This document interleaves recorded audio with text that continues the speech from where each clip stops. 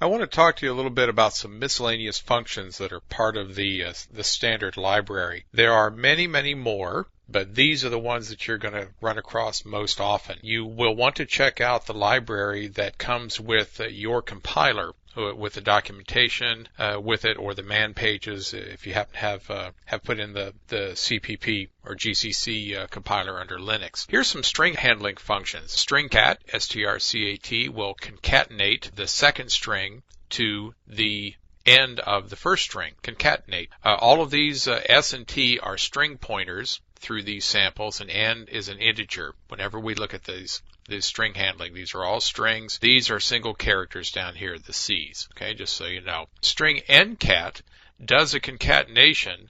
Again, it concatenates T to the end of S, but only for this many characters, for N characters. So you have 3 parameters to a string ncat. That way you won't add any more characters than you want to, so that you don't overrun the end of S. Here's a string compare, S and T. If S is less than T, that's alphabetically. If S contains characters in it and the string is less than T in the alphabet, a negative value will be returned, because what happens is that T, character by character, is subtracted from S. So this pointer, this whole string, would be, let's say that this is S and this is T, concatenate and compare. This will be subtracted, this letter from this letter, and there's no difference. This letter from this letter, there's no difference. M from N, now there's a difference because M is less than, so we have a positive value. So concatenate comes after compare in the dictionary, so we would get a positive value saying that T is larger. Okay, so a negative will be returned if T is smaller. 0 is returned if there is no difference between the two. Like if we did concatenate and compare with only a 2-character N, string N compare down here, we only do 2 characters, then 0 would come back because C would be subtracted from C and O from O, and there wouldn't be any difference in just those 2 characters. So that returns a 0 value. So string comp or string compare and string N compare return negative 0 or plus depending on which string is larger alphabetically than the other. Here's a string copy. We'll copy T into S, character at a time, until you get to the null. String N copy, there's a limit of how many bytes of T will be transferred to S, copied to S. Return the length of a string with string length. Here's a string character. We're going to look for this individual character in this string S, and we will return a pointer to this location within S, or if the character is not in S at all, we will return a null pointer of zeros. And here's string R character. We'll look for this character in the string S, but it will find the last one. It works its way all the way through the string looking for C and remembers where the last one is and returns a pointer to it. So that's some of the basic string handling functions that you can use in C.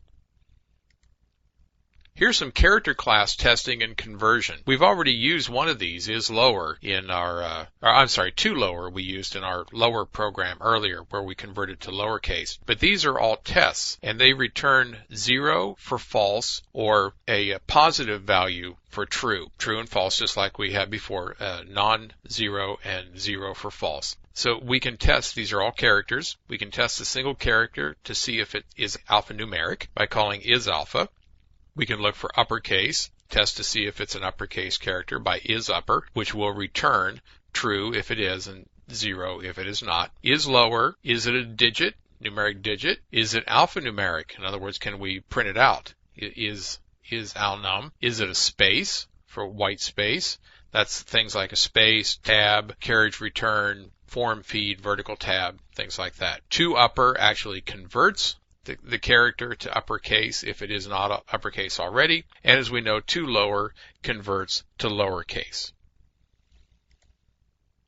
When we want memory in a program, we are able to ask the operating system for blocks of memory. There are some basic memory allocation functions that are part of the library. Remember, these things are not part of the C programming language. They're part of the library. We can use malloc, which is a memory allocator, and we ask it for a number of bytes. So if we do an malloc and put 1024 in here, we will get back a pointer. It's called a void pointer because it doesn't point to any particular kind of thing. So it's a void pointer.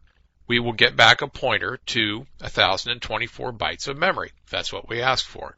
The operating system will take that off the heap and give us a pointer to it, and it keeps track of the memory that's been allocated. A calloc or calloc does the same thing, but it will clear the memory out. It will reserve the memory using an malloc, and then it will set it to zeros. And we have two parameters to a calloc. How many of a thing that we want, and then what is the size. This is good for structures. You can say that you want X number of structs of a certain size, and it will figure out what size they are and then do the multiplication for you and get the memory set aside and then zero it out. So you have how many you want and how big each one is, and for calloc. Then, when you're done with the memory, as a good programmer, you have to free it up. So you pass the pointer into free, which you had received from malloc or calloc. And free tells the operating system via the implementation that you have it tells the operating system that it wants the OS to release this memory. It's no longer being used by our program. So that's a very simple memory allocation, and like I said, there's not a lot to it to ask for memory for structures or other things in the program. It's really quite simple.